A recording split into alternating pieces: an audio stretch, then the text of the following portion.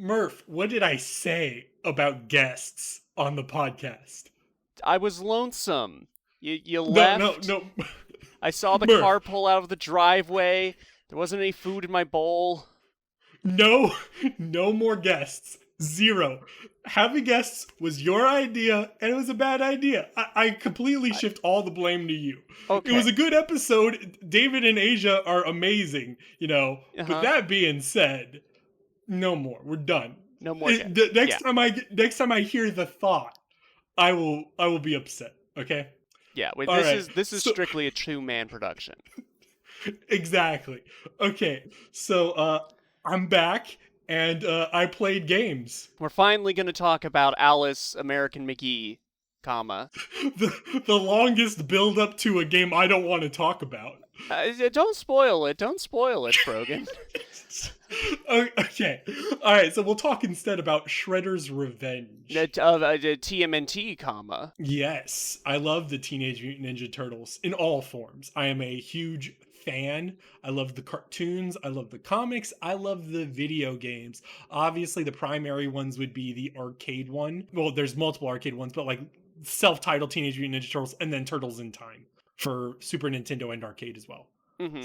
Those were like the big ones. And this is new. Like this just released, and I take it that it is very much more Turtles in Time inspired, because that's the only one I ever see people talk about. I mean, like, honestly, like the original is very bare bones. The thing I would immediately just jump into is like, yes, this is a brand new game, but it utilizes a lot of the same imagery and nostalgia. But I will say, I think there's a sort of renaissance happening with brawlers, because there was a long period of time where I think brawlers were stagnating in complexity and just inspiration. A lot of the brawlers are just fucking 2 buttons, and they don't do, like, combos were bad. Does that make sense? Combos were bad for the genre, or combos were bad at the time? Bad at the time. Okay. Like, it feels like if you play old brawlers from like the 80s, look, I love like Final Fight and all that shit, but like it gets old fast. Shout out to the Game Boy copy of Double Dragon, my very first video game. There you go. But like, that being said, like they're not amazing, and like when 3D combat stuff started to push into like Devil May Cry, where they got more focused on like mechanical complexity, there was a lot of games that still didn't hit it. But I think now with this and Streets of Rage 4, I think these are by the same devs. I think it's making a comeback. It's making the resurgence, and what a choice to do it with Turtles, especially the old like 80s Turtles. I was very surprised this wasn't like a reinvention. It is strictly, well, I guess I haven't played the full game. Does it feel like it's strictly just like we've reached into the timeline and pulled out a direct sequel to Turtles in Time? I think so, yeah. Specifically for the voice acting, I think the voice acting is a big one. They pulled in some of the things, and they pulled in the same iconography, pulled in like the same designs. I would say 100%. Okay. Does it feel, because here's my issue with Turtles in Time, and I guess a lot of brawlers of that era, is that I get through like the first 3 levels like having a lot of fun, ostensibly because it's easy, and then when I get to the later stages, I'm like, I'm either doing the same thing over and over, or they're just introducing like big health sponge enemies. I think this game is real. I think what makes this game really special in terms of that is, number one, the game is definitely health balanced around quick, short bursts of levels, where a level's just meant to be a brisk, boom, boom, bam. And I don't think they're huge, heavy damage sponges. They actually give a lot more tools. I think the reason for damage sponges was to make games artificially harder. That's one of the artificial difficulty things, is just upping that pool. But here you're given so many tools to both continue the game, play the game at your own pace, and ultimately just whoop butt with combat options that the game's never actually hard unless you let it be hard. Okay, okay. And it's got like quite a large roster because they don't seem to branch out beyond the main four turtles, for a lot of these games. Sure. Being able to play as like Splinter and April right off the bat, and then you've got Casey who's unlockable, which is still weird to me that he's the one unlockable. That makes sense, but like also like for me, Casey wasn't. I don't know how much of the Turtles cartoon you saw in the '80s, but Casey's not like huge in that show. Casey's like much more of a other media thing because he's a little bit more of a psycho. Does that make sense? Yeah, no, that checks out. Well, didn't he really rise to prominence with like the live action movie? Yeah. I mean, yeah, he's in the cartoon, but like, yeah, largely it's the live action movie and all that stuff that really makes him. I think they all offer unique opportunities, and like I like their stat differences. I like playing as different turtles. What's your favorite turtle, Murph? My favorite turtle, I was always a Donnie. Why Donnie? He had a bow staff, which I like as a weapon. I like purple. Okay, all right. No, these are good reasons. Yes. I was never really into like the does machines part, and I really don't like his modern iterations where they just make him a Poindexter. The Turtles cartoon I really, for lack of a better phrasing, grew up with. Like I had VHSs of the original 80s cartoon, but like I grew up with the 2000s TMNT. Oh yeah. Turtles counted off 1, Yeah. 2, 3, 4. Oh. Yeah, that song. Yeah. Yeah. Well, what about you? I'm. Let me guess. You're a Michelangelo. You already knew that. We've put spoiler alert. I've played like the first level with him. You know that. Yeah, but that was a while ago. Yeah. I think Michelangelo. I mean, I like nunchucks. I like the fun attitude where he's like wisecracking no matter what, even in like more serious things, or like when they try to differentiate the personalities. Yeah, he is their Pagliacci. Deep inside, this is gonna give me a spiel. There is a comic called The Last Ronin. Have you heard of this comic? No, but maybe, but it's a rather generic name. The Last Ronin is a Teenage Mutant Ninja Turtles comic that takes place in the distant future, where all the turtles have died except Michelangelo. Oh, and wait. Michelangelo is a battle-scarred turtle. And he has one arm. This was adapted for the 2000s TMNT. It's just one of those things that's, he's a very complex creature. Why isn't Venus de Milo in the game? Is that going to be DLC? No, they added her in the IDW comics. Well, this is a video game podcast. Okay. Do you have any questions Well, for about the game? DLC, are they going to add the Cowboys of Moo Mesa? I don't think so. I think that's gonna be a pass.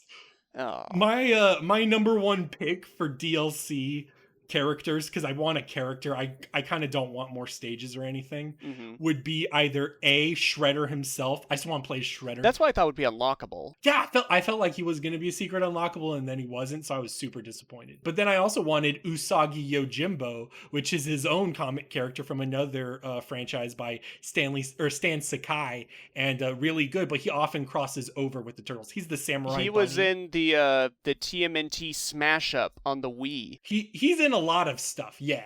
He's in like almost all the cartoons, and he shows up when he can, I guess, get licensed. So you do feel the characters have like very different play styles, because that's another thing I have with brawlers is it's like I'm doing the same button impresses to do the same thing with the characters, and my brain goes, these are not different play styles. It's just different numbers. Well, I mean, I think it's one of those damned if you do, damned if you don't scenarios, because I think I do, and I think we do the same things over and over again. We just do the same patterns and all that.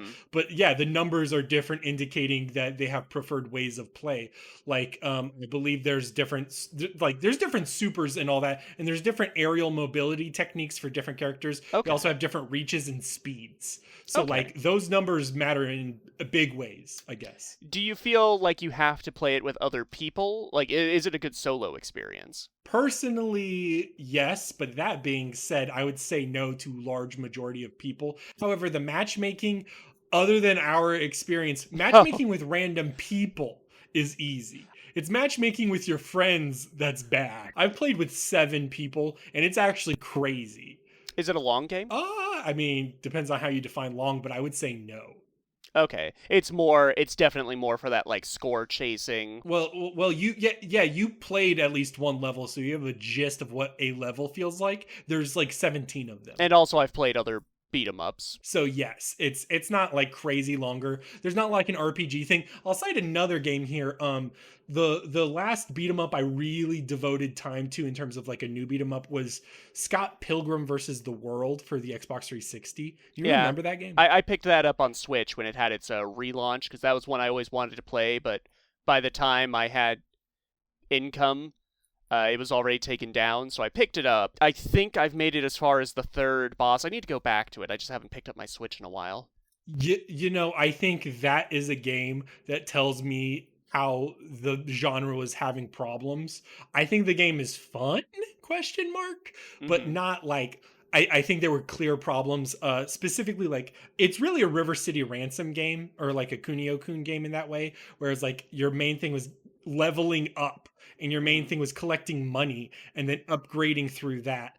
And like that's not necessarily like it can be fun, but like there's still damage sponges and your hope is to just get through the next level, and it was more painful. I don't think brawlers should be painful anymore. Does that make sense? No, that definitely checks out. I think that's kind of my aversion to the genre, because like I love games with lots of different playable characters, but the issue I find with a lot of brawlers is that the characters all end up playing the same in my mind.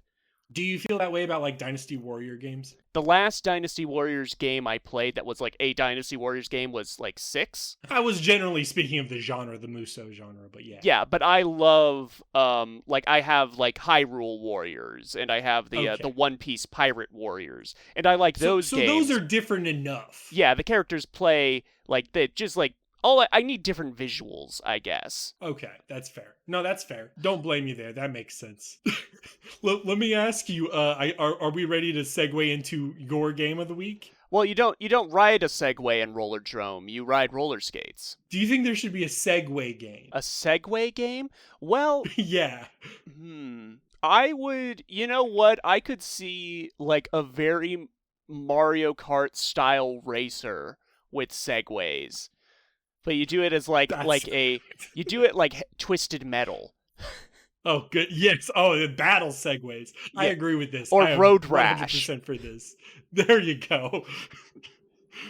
Sidewalk Rash, really. Paul Blart Mall Cop is the primary playable character. Oh man, if you did someone out there with modding capability, change the character in Rollerdrome and replace it with Paul Blart on a Segway. There you go. I don't know anything about this game, so as of now, that is the image I have of this game. So tell me about it. So this game just came out. It was highlighted in Sony's like E3 indie sizzle reel. Okay. Like it just came out this week. Yes. And what this game is, I'm gonna, you know what? I'm gonna coin a genre. I don't care if this already has a name. I'm gonna call this a groove getter. Okay. So what this is, it's set in a dystopian, like, sort of 70s inspired future of 2030, where the most popular sport in the world is a blood sport called Rollerdrome, where contestants ride around on roller skates in these, like, big arenas with weapons to eliminate house players, which are, like, people hired to be their opposition, and they're, like, trying to get points and stay alive. Oh my goodness. And imagine Tony Hawk Pro Skater or Jet Set Radio, but you have a gun. Okay, yeah, no, that makes sense. Yeah, is that the genre? What was the genre name Murph created for a genre that already exists? Groove Getter, because what this is, so It's Tony Hawk in the way that how the movement works. It's a lot like how you go off ramps and how you can air over ramps or how you pull off tricks, but the tricks are really de-emphasized. You're not pulling together combos of tricks.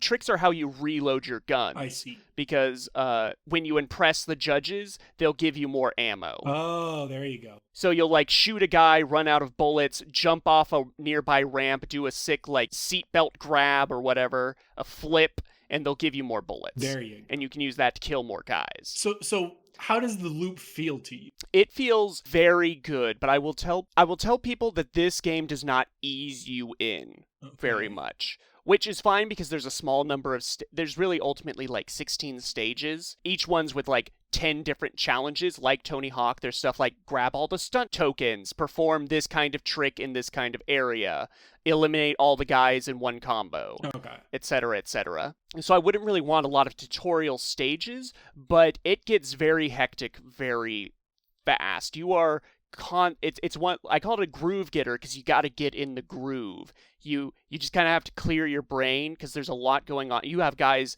that are shooting seeking missiles. You have snipers across the map that you have to like perfect dodge their shots in order to get like a damage bonus. In the second tier of stages, they introduce this enemy called like the Photon or something, which is an enemy that will focus a laser beam on you. That will track your movement for a good number of seconds. Wherever that beam hits, it will leave a wall of fire that will damage you. And the moment the enemy takes damage, they will immediately teleport to somewhere else in the map. Oh, wow. And the first time you encounter this enemy, there's one of them in the first wave. The second wave introduces 3 of them on top of all the other enemy types you've already dealt with. Is that not frustrating? It's one of those circumstances where, like, at the start, when you encounter, like, a new enemy type, you're like, oh my god, I have to, like, now think about this. It's a ton of different spinning plates. Yeah. But once you get in that groove, then it just becomes second nature. Because all the enemies have the same sort of tells for when you're supposed to dodge. It will show you, like, if an enemy's going to do an AoE, it will show, like, a red circle on the map. And then that circle will blink white right before they attack. And that's your cue to dodge if you're in that circle. Okay, so... And if you dodge at that moment, then you get what's called a perfect dodge, which counts as a trick, so it'll reload your gun. And then you can also focus time.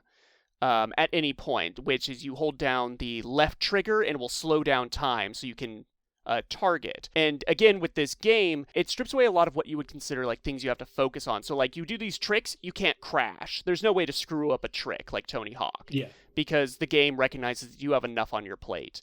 The game auto-aims for you. When you're near an enemy, it will auto-aim for you. Okay, so it's not demanding a lot. It's just a lot of the plates will spin themselves if you let them. But the trick is letting. Yeah, it's a lot. It's strictly in how you execute everything. And when you like get in, because I was stuck on one of these challenges earlier this morning where it's clearing one of the later game stages with a combo of 25. And the combos are like at how quickly you kill enemies in succession. Yeah. And I was like, oh, I can't do this. I can get as high as 10, and then I just kind of zoned out and would like, I'm just gonna do a run to like practice it, and I zoned out and I looked at my combo thing. I was like, oh, I have a combo of 28. When did that happen? It just adds before you even know it. Yeah, it's very satisfying, especially since it's one of those games that like when you do cool stuff, you feel cool. Like you jump over a sniper, do a flip, and shotgun them all in the same motion. Is the style like a Jet Set Radio? And how is the soundtrack? Because this feels like a game where soundtrack and audio design matter. So it's done in a cel-shaded style. It looks like a 70s comic book. Okay. Like when I said it's 70s inspired, so it's all very analog technology. Gotcha. And all the enemies have great silhouettes, like you can tell at a distance in motion, like that's a riot guard, that's a sniper, that's a batter. The soundtrack, I couldn't hum you any of the tunes from the game. It doesn't have any like songs with lyrics or anything like a Jet Set Radio. Sure. But I'm sure it blends into the gameplay. Yeah, when you're in the gameplay, the soundtrack does stand out. There you go. And there are a ton of audio cues to let you know, like, what's happening. Like, before a sniper shoots at you, there's an audio cue that helps with the perfect dodging. When your combo meter is about to run out, there's an audio cue. When you're on low health, there's an audio cue. So And so it really just helps you focus on what you're doing. Gotcha. So you would highly recommend to anyone and everyone? Yeah, I recommend this game. I think this game, it's definitely one I want to see a community built around because I want to see people who are better at this game than me play it That makes and sense. just see like, oh my god, he did that. I didn't think I could do that. See, that's what like speed running or like except like really good talent like really impresses or shines is in games like that for me. So Yeah, I definitely will expect this to pop up on some like end of the year lists, because it just kind of oozes a real effortless style. This is from the same devs that did Ollie Ollie. okay, gotcha. Yes, I'm familiar. Yes. So if you think about like how those games are structured, it's that, but it's a 3D shooter. Ooh, see, that sounds like fun. Yeah. You also played a game that's about style and getting in a groove. Yes, correct. I played Neon White, which is a um I guess I would say speed run shooter card game, but a very low focus on the cards. It's interesting that speedrun is considered a genre now, isn't it? I mean, it's ultimately obstacle course, but it is very clearly timed. Like time is clearly like the primary goal. So I've tried watching gameplay of this because I was interested in some of the trailers. I can't figure out how this game plays. So explain to me, brosplain. Okay.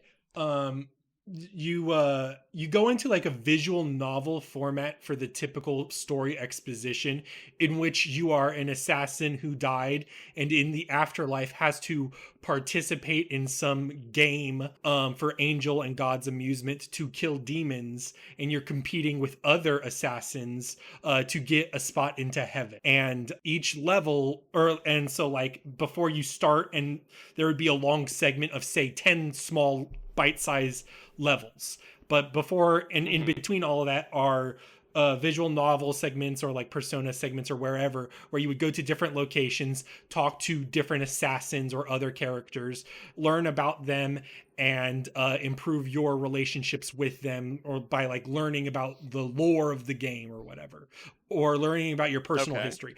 But the game itself, when you go into those missions, again, about 10 missions per like time. Does that make sense? Where it's like there's like a they're done in rapid succession. It's kind of like a super hot. sure, yes, that would be the way to say it. Is that, and then you basically have to get to the end of the stage and make sure you kill all enemies. I think the most impressive thing for me about it was I think the game incentivizes you to keep playing it in that way, because my brain is not tuned to a speedrunner's brain. Does that make sense? Yeah, you're not looking for how you can break the game. You just do you follow the path that the devs laid out for you. Exactly. Like, yes. So the way the reward system works is like when you get the silver, like you can get silver, gold, and then ace, or you can also get bronze, but who cares about bronze? Bronze means nothing. And ultimately, those like small little medals give you different rewards. So you can get a leaderboard, you can see your ghost. If you get the silver medal, you can see your ghost. So you can watch how you played it and see where you went wrong. And then when you get gold, you can actually get a hint towards a way to severely cut your time. And obviously, if you get ace, you're able to like see and participate in the leaderboard. Ace is the one you want. So it's a run and gun shooter. You said there were cards. The cards aren't like super big of a deal. They're essentially the resource. So let's say you get a card of your pistol.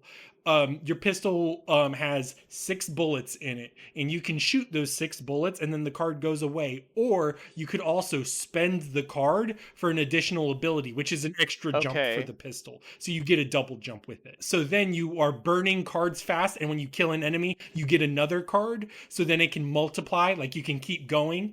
You can only have a cap of 3 cards per weapon, and you can only have 2 weapons on you. But that being said, like it goes fast. The cards burn real quick. So do you make a deck? No, it's more just like you choose.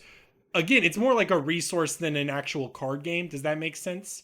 Where it's like, oh, okay, I have 2 purples, and and the purples shoot a bomb on the ground and allows me to jump up in the air, or it allows me to shoot a bomb and then it kills like 5 enemies super close together. So you measure whether or not you want to spend an entire card to do those, or you want to spend it to spray. Does that make sense? Okay, yeah, I'm wrapping my head around it now that you say that. Okay, so but the pistol adds an extra jump, so some of the cards change. It's like, do I want to move quicker or kill enemies? Yes, there's one that's like a rifle, which is like a, high DPS, low ammo, and low, obviously low like bullets. And but it allows you to move really fast horizontally. So obviously that is a card that's very, very useful to have. So like high damage and all that, you want to have the card, but it's also not very ubiquitous. Does that make sense? Okay, I'm following. Yeah, I can see how that would be. So you're just making a lot of choices on the fly. Yes, and then you can see where you're going wrong, or like whenever you see the path, the intended path, or at least a path that cuts your time by like 15-30 seconds, you realize what cards you need. You're like, oh, I need to get up there. If I get up there, I cut half this shit, down. Or, does that make sense? Yeah. So then like it's all adding up in your brain. It's just like, why the fuck do I need this card? Oh, that's why I would need that card. Okay, and it feels good. It feels consistent, like what you would want from something like this. Yes, it feels very articulated in every level's design. The visuals remind me. I would call them like, neon 80s vaporwave. It reminded me a lot of Paradise Killer, which was already talked about on this podcast once. I like the visual design of it. It's super fun. And yeah, whenever you get to the end of it, you're like, no, I think I could cut that time. So then you do it. And then you just keep doing it until you cut to a time you feel good about. And I definitely enjoyed the game. Yeah, something like that, because like going back to Rollerdrome, that's something where I would beat a stage, and I'd be like, no, I can get a higher combo here. I know what I did wrong. Yes, absolutely. Okay, is the story aspect good? Because you said it's like you're doing like the persona thing. Yeah, and that's one of those interesting ways that it also allows you to rewards another aspect of the game. So there's basically like you have to play the stage once. After you play the stage once, no matter what, even if you took 10 minutes to do it, you get an unlockable item in the stage itself. So then you have to look around the stage for the item and then figure out how to get to it. Sometimes it's in a really weird or hard spot.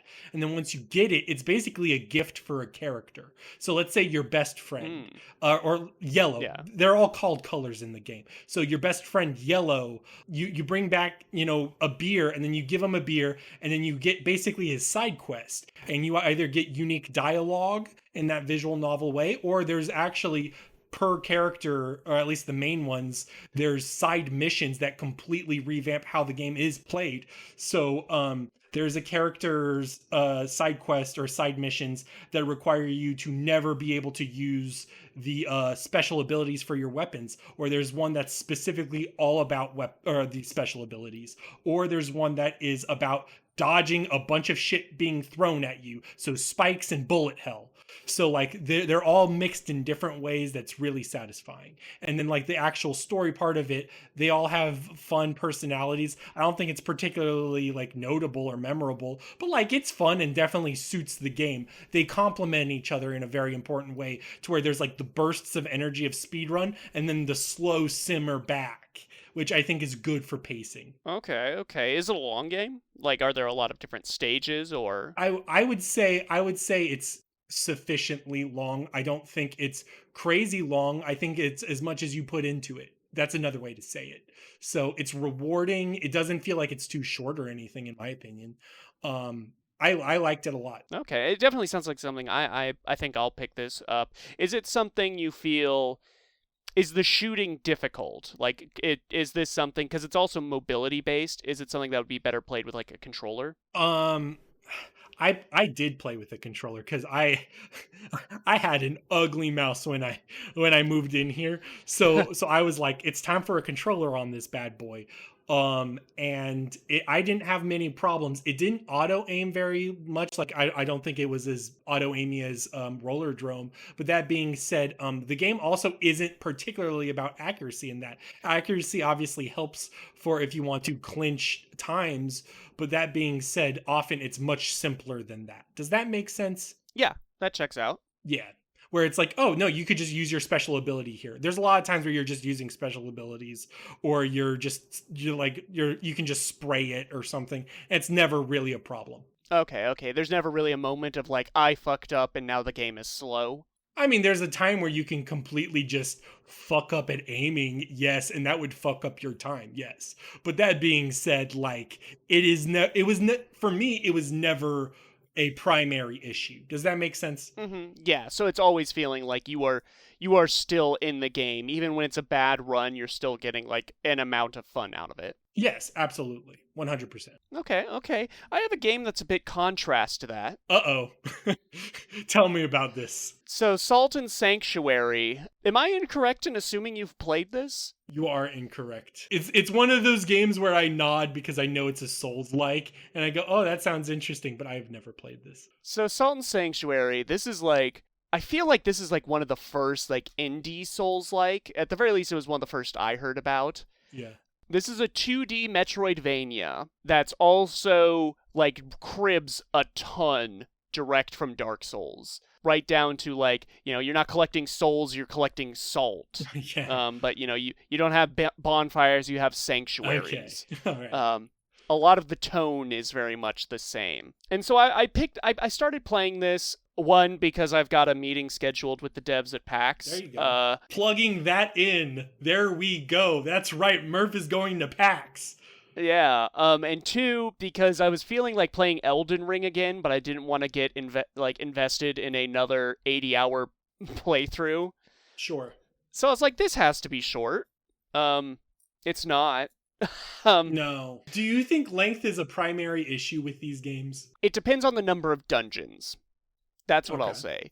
All right. Okay. If there's a stark difference in pacing between a game that's like 12 hours long with 7 dungeons and a game that's 12 hours long with 20 dungeons. That's fair. Elden Ring doesn't have that many dungeons, Murph. I mean, depending on what we classify as a dungeon. That's fair. Anyways, continue. Let's talk about Salt and Sanctuary. Salt and Sanctuary. So it's a 2D Metroidvania. A lot of different weapon types, a lot of different armor classes. It's got your spells, it's got your miracles, your bosses, your corpse runs, etc., etc. I don't want to undersell what an accomplishment of development it is, because this is done primarily by one dude and his wife. They're very lovely people. I met them at the last PAX I went to. Aww. And this is like a full-size Souls game. Like, there are a ton of dungeons, a ton of different enemies, a ton of different bosses. My main issue is that it's not consistent. And there's just a little bit of sloppiness that I can't stand. Are you anti-sloppiness? It depends. It really depends. So there's a lot of enemies with grab attacks in this game. Particularly grab attacks they'll lunge at you. And if you get the grab hitbox is the entire body of the creature. Sure. So since this is a 2D space, you're like, oh, I can jump over that. If he's running along the ground. But if your feet touch him, then you're grabbed. So what is the intended answer for the move? What are you supposed to do by the devs? I guess roll through it, but the roll is also a little inconsistent as well, because you can get blocked on enemies when you don't have iframes on the roll. Gotcha. So if you hit the enemy at the start or the end of the roll, then you'll still get hit by them. Gotcha.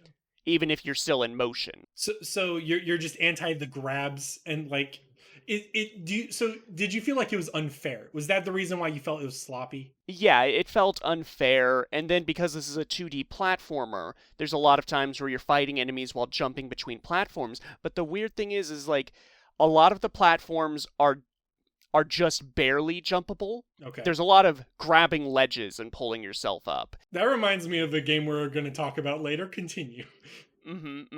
So, and then grabbing the ledge is also weirdly inconsistent. Sometimes I'll hit the side of a ledge, but my character won't grab it because he's just below it, and then you fall into a bottomless pit and die. Oh my gosh. And so now you have to run back and get your stuff. I'm learning more and more that I think what I really like about Bloodborne was its consistency. The combat felt mathematical to me, and it doesn't feel that way in Dark Souls or in this, where it's like sometimes I'll beat this enemy in 2 hits, and then sometimes they'll grab me and kill me for half my health bar. I mean, I think that happens in Bloodborne, but I understand what you mean, whereas it feels more focused in design. Yeah, I'm going to take a wild guess and going to say you're not going to like Dark Souls 2 whenever you play that. In episode 500 of the Daydream Cast. The other issue, just from a design perspective, this is a big game. This is a Metroidvania. Like, a Metroidvania in the actual term, like you are picking up abilities that help you with traversal, like a wall jump, an air dash, the red key, which just lets you go through red doors, but there's no map. Have you played other Metroidvanias that try to simulate Souls combat? Like, did you play Blasphemous or Hollow Knight? No. Because I'm just wondering, like, at what stage does a 2D Souls like I'm wondering the marriage and how unholy it is, or how holy it could be between Souls and Metroidvania. And I don't know the answer. I guess is like, how RPG is Salt and Sanctuary if it's such a long game? That's a question. It's pretty RPG. So you level up through like your salt, which you get from killing enemies and bosses and finding in the environment. And that goes into a skill tree. And in that are like, it's one of those ones where it's like a node is like +1 to your dexterity. You can wield class 4 swords now. And it's like this big branching thing where you're kind of looking like, okay, I have to like buy 2 nodes in endurance to get a 1 in dexterity. Oh, that sounds annoying. It's a little bit. I've never felt like I'm strapped for points, though. Like, the majority of the time, particularly because I'm going to get to... I got stuck in, like, a rut where I couldn't find where to go, so I was just, like, grinding. Yeah. And now that I do know where to go, all the enemies are easy. That's very familiar. I think there's usually go ahead. So all the levels are really interconnected to each other. They're like really interconnected.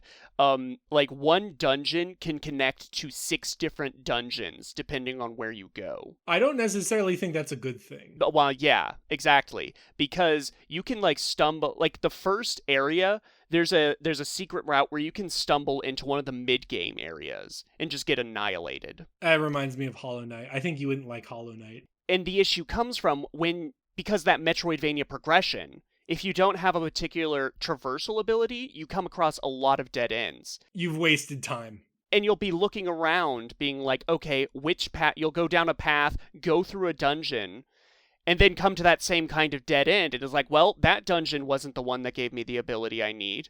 I guess I'll backtrack and look around. I cleared through 6 dungeons before I discovered that the ability I needed was 5 dungeons ago. God. Oh my gosh. It was just in a path I had never explored in one of those earlier dungeons because I was on a roll clearing through other dungeons. You made a huge mistake. Always check every room in every dungeon. You fucked up. You fucked up big time. I didn't know it was there. I didn't drop down because I thought there was a pit. So, and the fact that there's no map really like harms that aspect. If there was a map where I could be like, oh, there's a path there I never went, that would have solved a lot of problems. Or the fact there is fast travel in this game.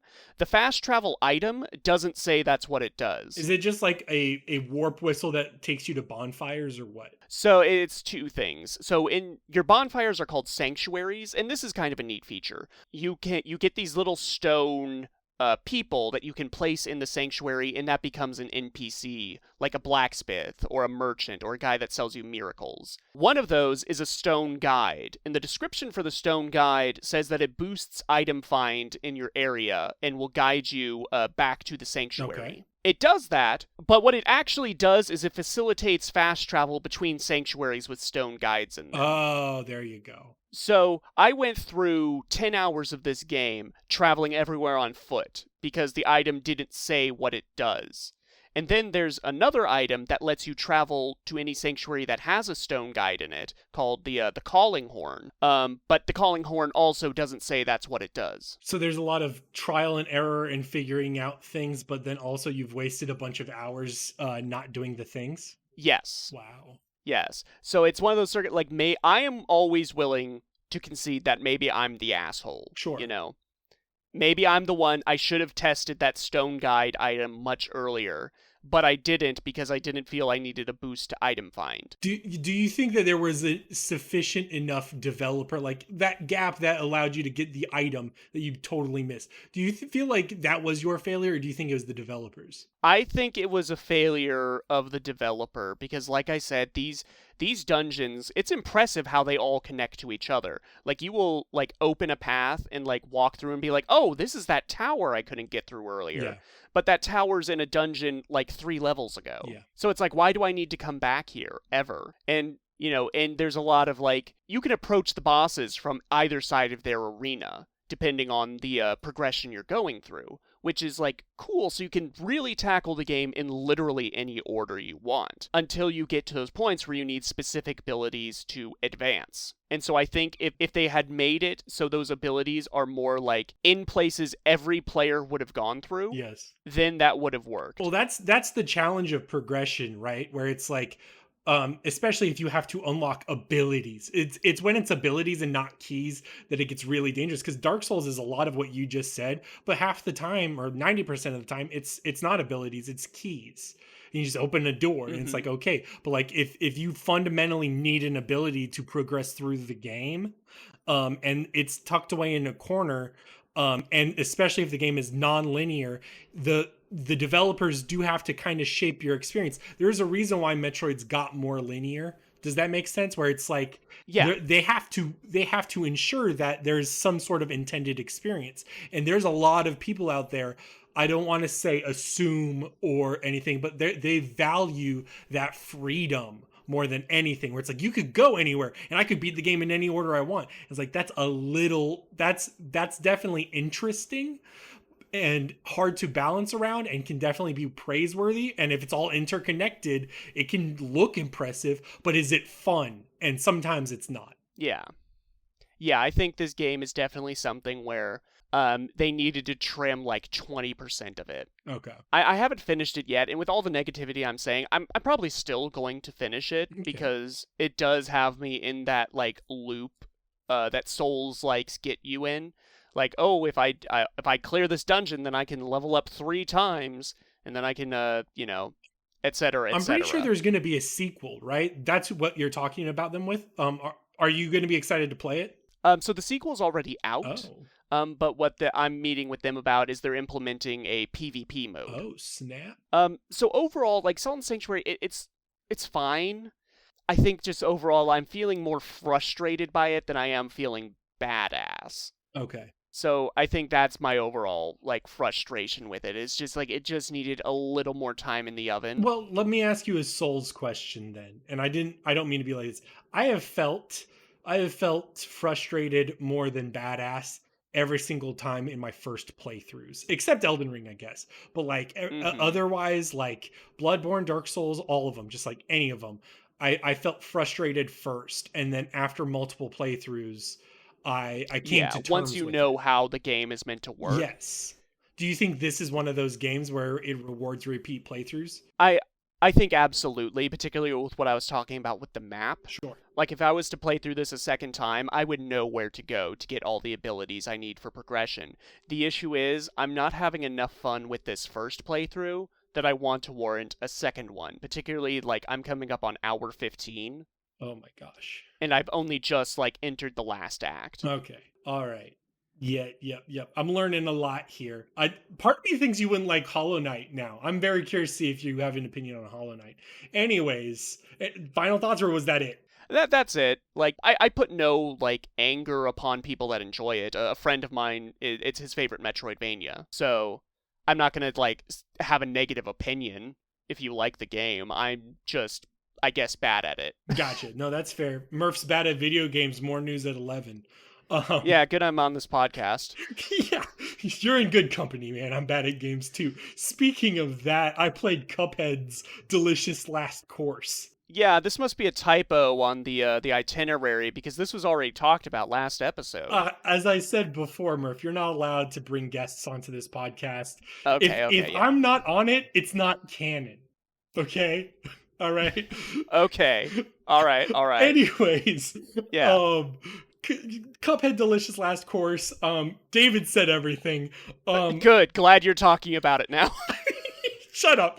Um, I think the interesting thing I wanted to bring up was specifically in how the game felt a little bit more creative in the bosses. It felt like each boss kind of did something a little bit fun and funky with the normal formula that felt different. If like sometimes it would go static to dynamic, sometimes it would flip cameras, or like the parry only challenges of the chess stuff. I felt like they were exploring a lot of different possibilities that they weren't before in the base game.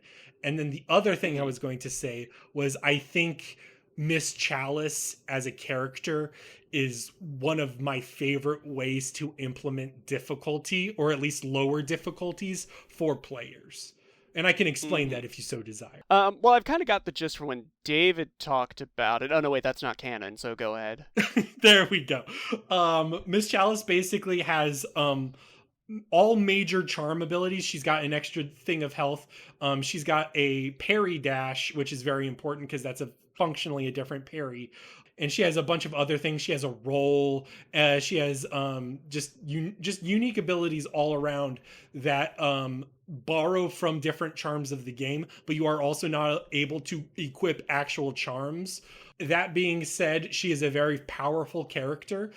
She reminds me a lot of like a base from Mega Man and Base, or Mega Man 10, in which it's not necessarily that it's easy mode, because a lot of times games will make easy mode where it's like, oh, the boss takes less damage and throws less things at you. That doesn't happen. Instead, what happens is they give you a character that empowers the player more immediately from the get-go. And with that empowerment, yeah, there are drawbacks, but you always feel like the drawbacks are just so the character doesn't feel completely overpowered to remove the fun of the game. Miss Chalice still feels like you are playing Cuphead, and it still feels engaging to enjoy. Does that make sense? Yeah. So is it still fun to play Miss Chalice in the base game? Yes, I would say so. I think it reminds me of how easy the game can be at points. But that being said, there's also some times where it mixes it up because of her dash parry instead of her normal parry. There's certain enemies or objects designed that make things more difficult than the normal parries. So it also allows you to appreciate the game in slightly different ways, which is another really good way to enjoy difficulty, where it's like they can Okay. still give you an experience that can challenge you, but it's on your own terms. So what I was kind of wondering is, whenever like you get these kind of games that introduce a new character with a DLC and there's like levels, does it feel like the DLC levels are more designed for Miss Chalice, and then the base game feels easier because those levels are designed for Cuphead, not Miss Chalice? I mean, there is definitely an aspect of that. I would say yes, 100%. But also, I think it's less of a problem with Miss Chalice herself. Miss Chalice is largely just forgiving. Mm-hmm. Big thing is the new weapons. The new weapons you get and the extra coins you can unlock on the new island sort of overwrite some of the older weapons. I see. Okay, so it messes up the progression. Yes, it can, if you, especially if you go early. I imagine that if you went to Miss Chalice's as early as possible, which is pretty fucking early, yes, you could immediately get exactly what you want, and then you could probably stomp through the game in a way that may be less than satisfactory. And I think like it's like the chaser would be one of the examples where it's like I would never use the green chaser ever anymore. Okay. So one thing I'm wondering about Cuphead with this DLC out now, would you want a Cuphead 2, or do you want these devs to go on to something else? I mean, I would number one support whatever the devs want. If they feel like they need to be spicy, they can. I think the DLC shows that there was enough creativity there that I would support either. I think the real question is like, is there a future for Cuphead beyond this? And I think they want to push it with like the fucking Netflix show and stuff. But I would be slightly Mm-hmm. interested in a Cuphead 2. If there was a Cuphead 2, I would want it dramatically different. Does that make sense? I would want something like either you're Okay. bringing in new animation influences, like give me an Astro Boy boss, give me, shit like that. Let's spice up this game a little bit. We've had the chicken nuggets. Let's go Okay. for the fucking veal. Mm-hmm. Okay. I don't really track that analogy, but sure. Yeah, well, I was just wondering because I was getting that Cuphead show advertised to me, and I think like this is one of those games where it got so big so fast that I always worry about devs, particularly indie devs, getting pigeonholed into making a franchise out of their first big game. That's definitely an issue I hope doesn't happen. The all the character designs are great. That's why they made a cartoon about it. But like, Hmm. yeah, I don't need a Cuphead 2. If they've got something else waiting in the wings, like a Bowl Man, go ahead and make Bowl Man. Do it.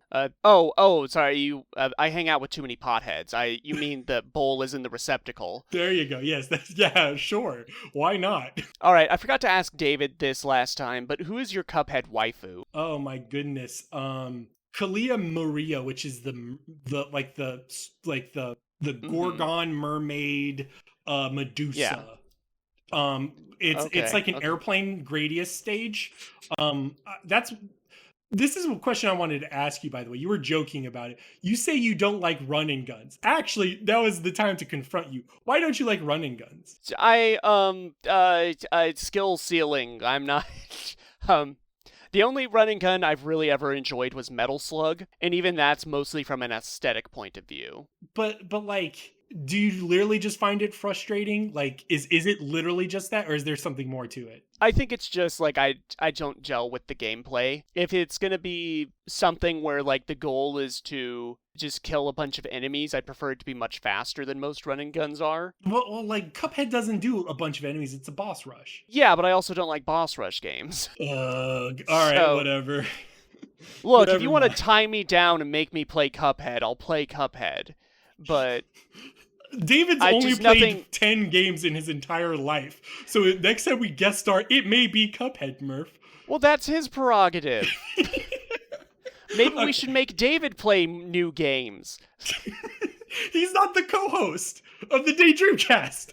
Yeah, but we're kind of like demons in our own right, right? So we What? torture him by exposing him to new genres and What? flavors. I am not a demon. You implicated me in this. Sorry, Damon. They're okay. All right. Whatever. Neutral evil. I'm looking at this list, and the entire time we're talking, I'm like, what the fuck is Wildermyth? So you should tell me what Wildermyth is. So Wildermyth Okay, whatever. is this came out last year. And it's on the list because I came back to it recently because they added some content. Okay, Long ago when I said I really like games I can tell a story with, sure. Wildermyth is kind of the purest embodiment of that. This is the best Dungeons and Dragons simulator I've ever seen, but it's Dungeons and Dragons from the POV of the DM. Okay, all right. That's interesting. I like that. As a DM, I enjoy this. I am a forever DM. So what? It's a tactics game with customizable, creatable characters like XCOM, done Okay. in like a fantasy setting. Yes. So you make your characters, you decide how they look, you decide their personality traits, like this character's more hot-headed, this character's more poetical, this character's a romantic, and give them all sorts of traits and things.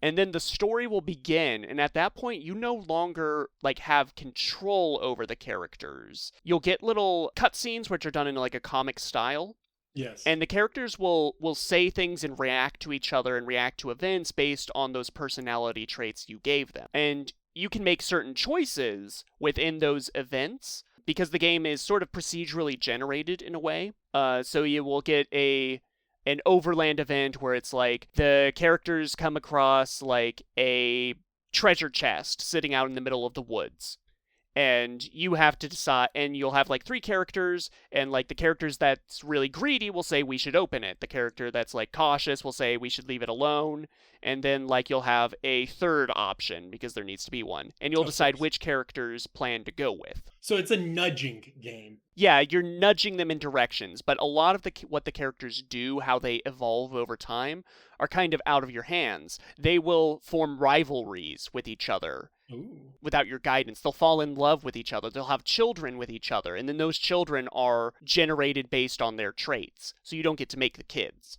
gotcha.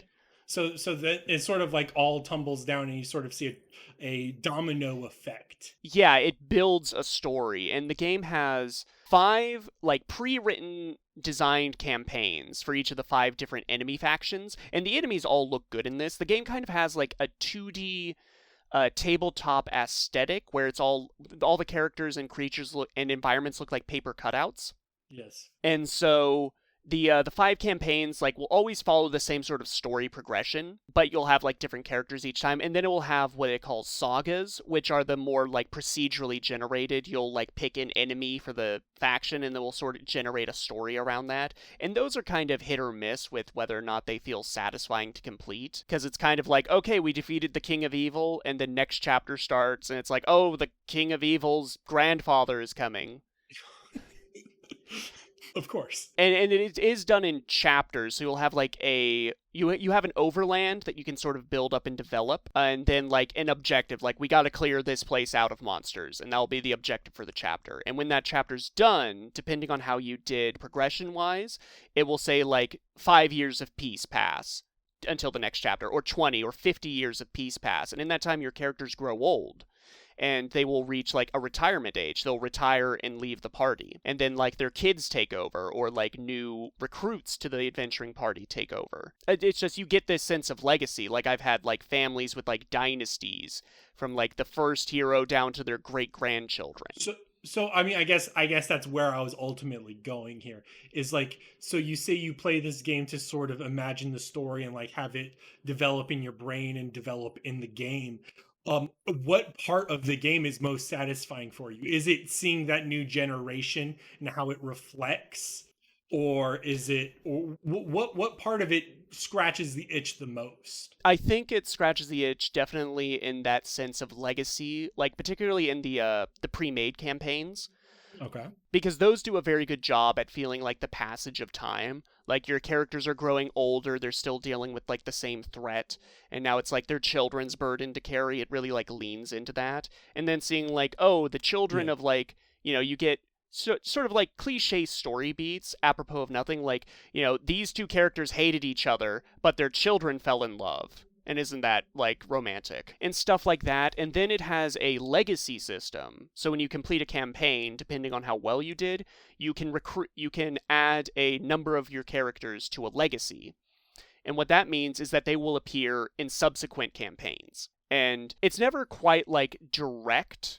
It's not like this is the same character. It sort of does it like Zelda. Or it's like a reimagining of the character. Yeah.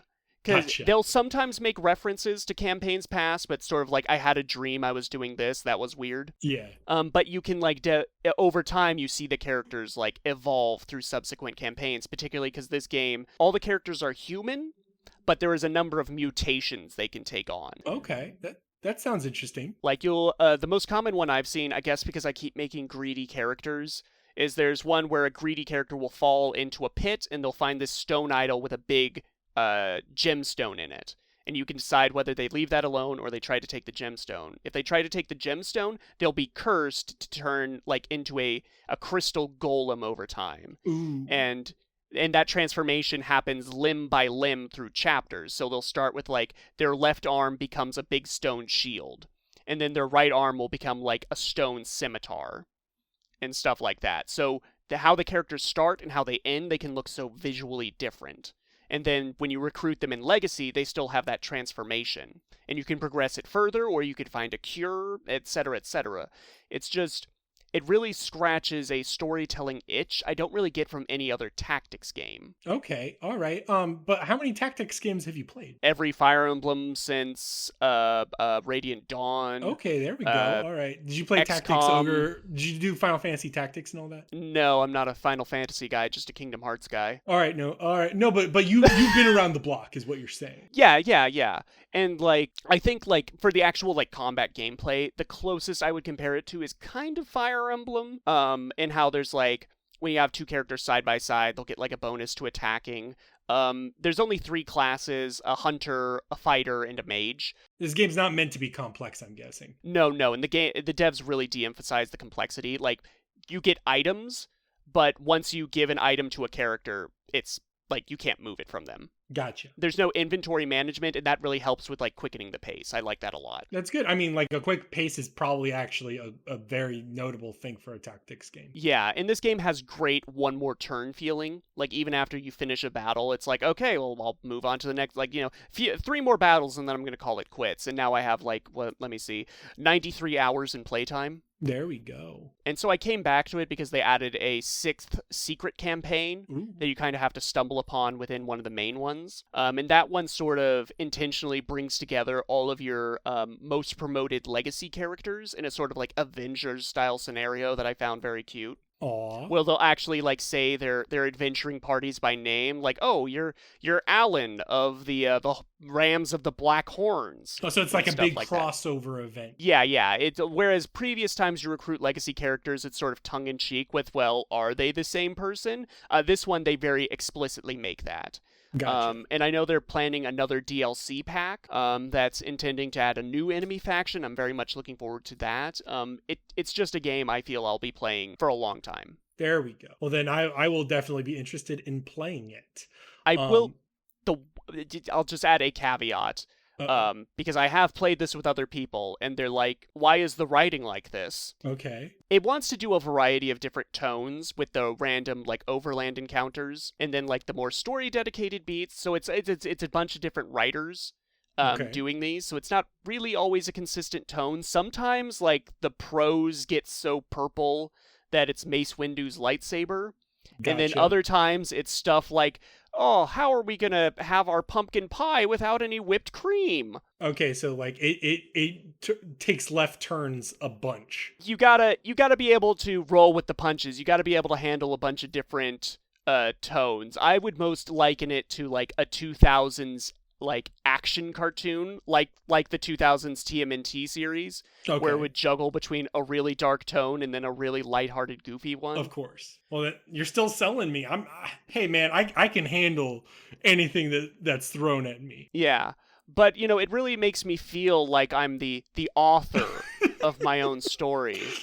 That I have my own creative stamp on the story I tell. It is time for the Variety Minute.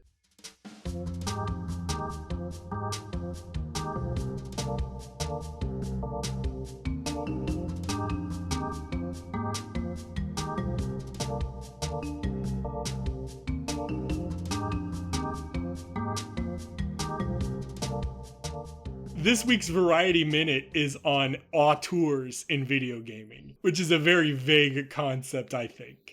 Do we want to explain what an auteur is? You could give the general, like, auteur theory concept, but then we're going to have to talk about the developers. Okay, so auteur theory, in the 1950s, film wasn't considered as legitimate an art form as it is now. This French guy was like, actually, it is art because every film contains the unique vision of its director.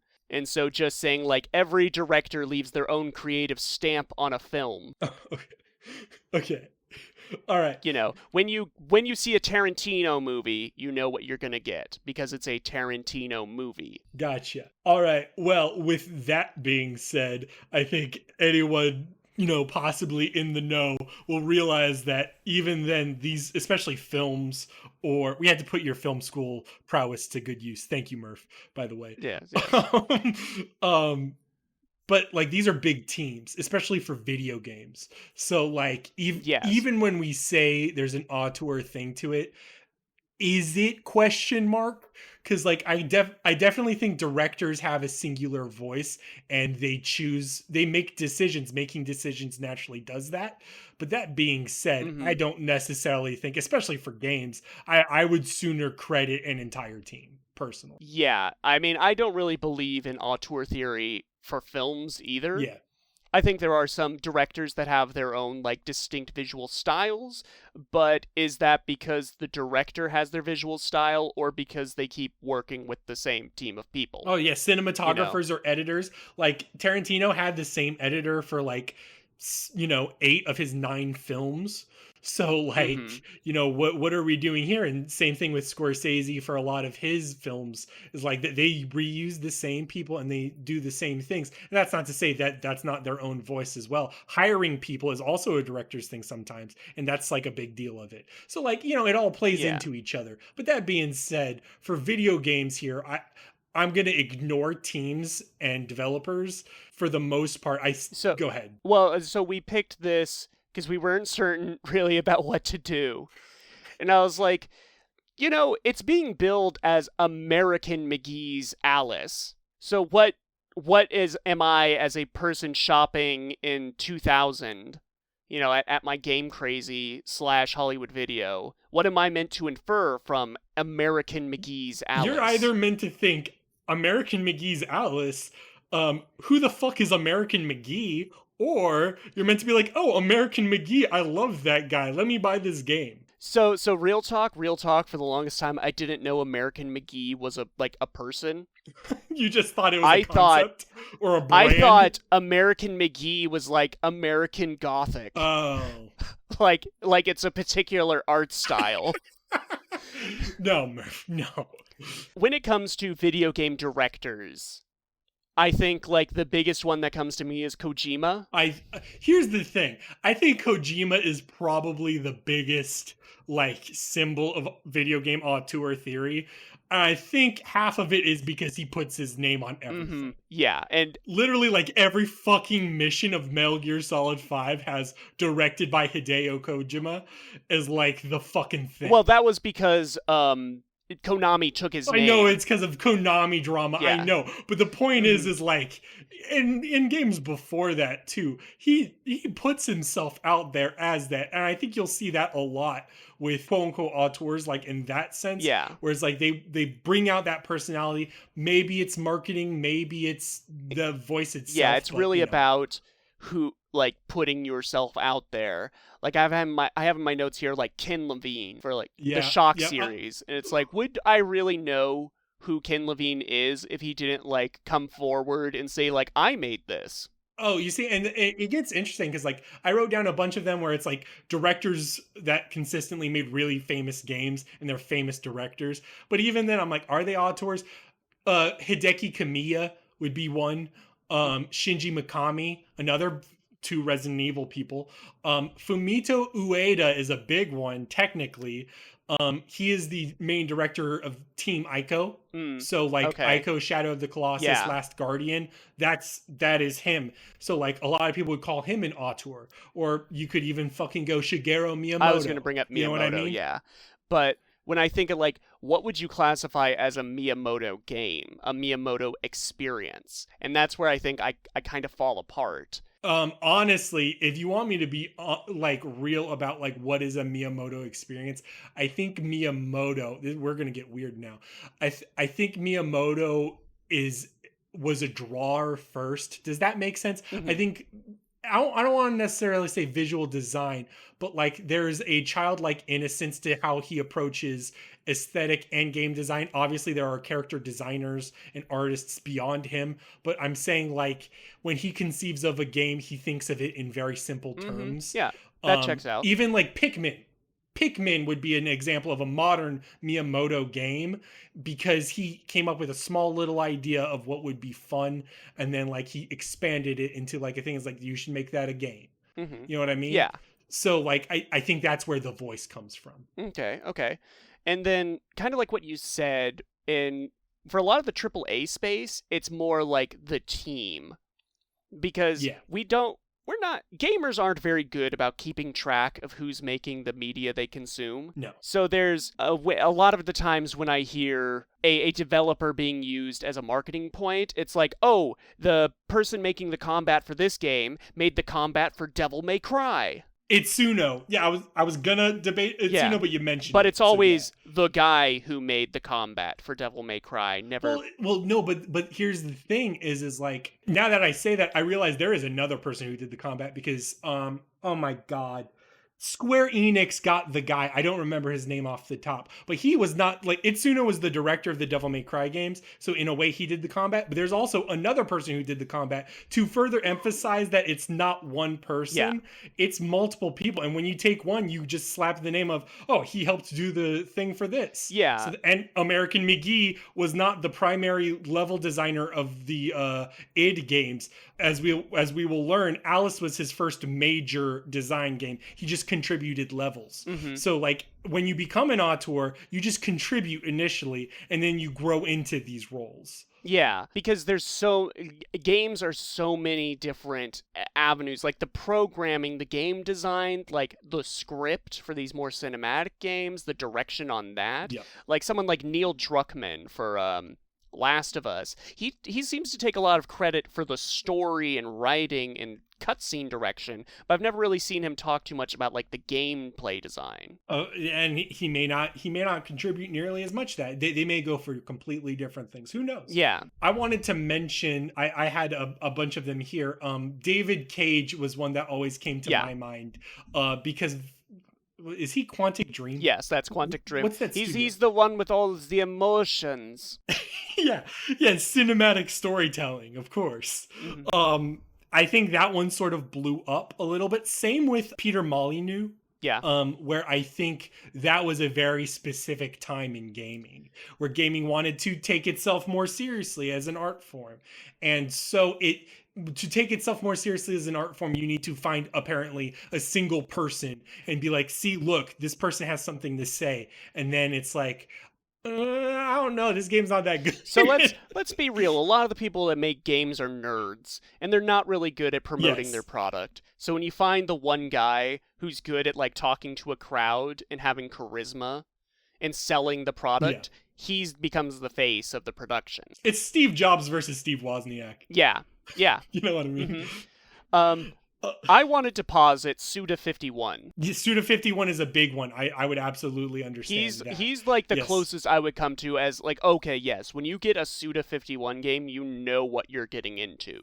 Because he puts in a lot of very similar themes, a lot of very similar iconography across all of his games. Well, you say that. So this is one I wanted to get on a soapbox about specifically. So From Software, I don't know how much you're very familiar with like discourse around From Software critically, but a lot of people in the communities credit Hidetaka Miyazaki for an authorial voice. Yeah. And there is definitely a huge element of that. But I think when you look at From Software as a whole, From Software is obviously Elden Ring, Dark Souls, Bloodborne, etc., etc. Even from the foundation of their career, Kingsfield, Shadow Tower, and as you go into the later stuff, or even Armored Core and all that, they do the same themes. They say the same things over and over again. They do the same gameplay stuff over and over again. It's just that Miyazaki, it's not luck either, because he's a very talented director. That's one of those scenarios where you can see what a director does, whereas he is able to organize it into a coherent and nice production where it all smooths, fully. And I don't think it's fair to credit all the creative, brilliant things for these games to one person.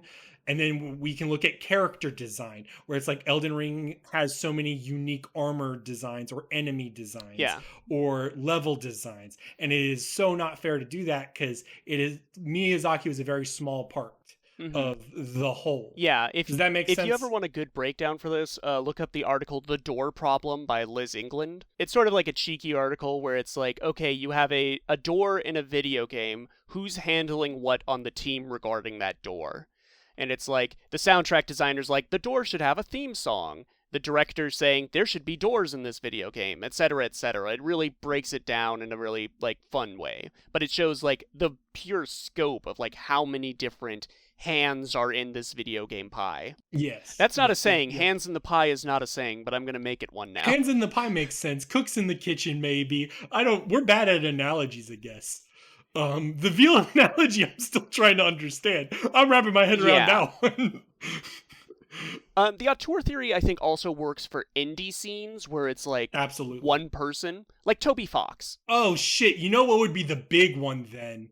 Oh no, what's his name? The dude that did Cave Story. Oh, I don't know. I never got into Cave Story. Cave Story was made by one guy. Yeah, no, I know that, and I know it's huge in the indie scene, but I just never. Yeah, so yeah, Toby Fox would be one. Derek Yu of Spelunky fame would be one, and Derek Yu also did a bunch of other stuff. For roguelikes, he really specialized. You in remember, that. You remember the Y2K, a postmodern RPG? Oh, yes. Oh, you remember that? Yeek? I feel bad for that guy because that guy got shredded. Yes, and I think Yeek is not not that bad. But maybe we'll make that an episode. I have never played it, but I would try it. One of the advertising points, like literally, I think even on like the Switch box art, it said songs by Toby Fox. Oh wow. Because the Undertale soundtrack was that big when that game came out. Oh well, now that we're talking about, man, it's all flooding. Jonathan Blow of the indie scene, Phil Fish of Fez, which we did an episode on. Yeah, there's a lot of them where it's like, oh, you can see there's like such a huge voice there. And I also remember another shout out. Oh my god, we got so many, Murph. Never mind, this was a bad topic. Shigesato Itoi of Mother fame is probably one of the biggest ones because it's like without him you couldn't make a Mother game. Like people, like fans are trying to make a Mother 4 and then they have to rename it. And even then, when you look at it, you have to make your own product. And when you can see that it's like too slavish to the material and to the voice, it doesn't pan out as well. Does that make sense? Yeah. Undertale is an Earthbound inspired game, but it's a completely different game. Yeah. How do you feel about, like, this is still in the indie scene, but those Kickstarter games where it's like, we're making this game called Mighty Number 9 by the original creator of Mega Man, or what was that? Requiem for a Dream or whatever, like Castlevania-like. What? Okay, all right. We're gonna rewind because I am familiar with both of these contents. Mighty Number 9, Keiji Inafune. Yeah. Inafune was not much of a director. He was an executive producer on many Mega Man titles. He was primarily a character designer, which, to be fair, is a really big deal in Mega Man. Yeah. So he is considered to be the father of Mega Man. I think that was worthy of the title. A lot of people don't like Inafune now. He was responsible for a lot of... He's responsible for Mighty Number 9? He's responsible for Mighty Number 9, let's just say that. I think sometimes that auteur selling thing can definitely rear its head in an ugly way. The Castlevania one, however, I think is much fairer. That was for Bloodstained Ritual of the Night. That's it. And that was by Igarashi, which is a big deal because Igarashi was a heavy hand in inventing an entire genre. Mm-hmm. So I think he is definitely fair. Is he an auteur? No, but you can definitely feel what an Igarashi Castlevania game is versus even all of these independent games. Let's put it this way. I have played so many indie Metroidvanias, and when I played Bloodstained looked like a kind of cheap 3D asset, game. Well, it looks kind of cool. Yeah, it's a Symphony of the Night ripoff. Mm-hmm. The game itself was so much better than so many other indie games. I was like, oh yeah, that is what an Igarashi directed game is. So maybe it does matter. You know? Okay. We're really swinging the pendulum all sorts of ways here. Yeah. Maybe we don't have a fucking take on this. I think it's just like, much like film auteur theory, it is a complex discussion because, yes, there's cases to be made both ways, and a lot of the times you're trying to determine who are the exceptions, who are the rules. I think sometimes within companies themselves, the company will put forward someone and spread them thin, like Tetsuya Nomura, who made Kingdom Hearts. Yeah. I'm going to the Kingdom Hearts or Final Fantasy. You keep going to Kingdom Hearts. It's like he's the Final Fantasy guy. Yeah. Kingdom Hearts is like the second thing. But Kingdom Hearts got so big that Tetsuya Nomura was being like spread around Square Enix during their troubled like late 2000s period. And that's why, that's part of the reason why Kingdom Hearts 3 took so long to make, and why there were so many, like, direct-to-handheld games, because he couldn't find the time to focus on that, because they were bringing him in to, like, direct or character design or executive direct so many other projects. No, and it makes the rest of it suffer, too. Did you want to talk about Sid Meier or Will Wright at all? So Sid Meier, I don't know too much, like, his actual history other than Sid Meier's Civilization. I assume they're both nerds. Will Wright, I know, because I played Spore, I played The Sims, and I did, like, Will Wright was the first, like, game designer I knew the name of, because I was so into Spore, and I followed, like, the dev logs for that. I would consider Will Wright, like, as close to a quote-unquote as it could be for this. You know what I mean? I think his name sells. Yeah, he's Will Wright, bitch, to quote the Simpsons game. Yeah, of course. And Sid Meier, I actually know from, obviously, Civilization. I also know him from Pirates. Sid Meier's Pirates. Yep. Yeah. Iconic game. That is a Daydream Cast. Okay. Eligible pick right there. Which one? Oh, we're gonna be picky on them. I have primarily played the original and the Xbox version. I watched Pavlos play the DOS one, so I'm wary. well, we can see what happens. And then that was my list. I think we've exercised all of the list now. The only one I have left is going back to podcast lore. Warren Spector. Oh my gosh. And how he was a selling point for Epic Mickey. Yeah, you're right. You're right. Absolutely. Wow. Thank you, Spectre. Wait, there's and I get, yeah, that's it. We're giving Warren Spector author credit on this podcast. I'm trying to think of any others. I think it's done. I think we're done. I think Warren Spector killed it. We've listed enough names. You know, wait, time out. Oh my God, I am so stupid. This is the one, and this is the segue. John Romero, John Carmack, and motherfucking American Mcgee. Obviously, John Romero did a bunch of different, like, they obviously all went their separate ways. John Carmack stayed at id and was responsible for Rage and all that stuff, and then he eventually got into VR technology, and I think he works with Facebook now on Oculus and Meta shit. But John Romero, obviously, was Daikatana fame. John Romero is going to make you his bitch. And obviously, yeah. to segue into our game of the week, American Mcgee.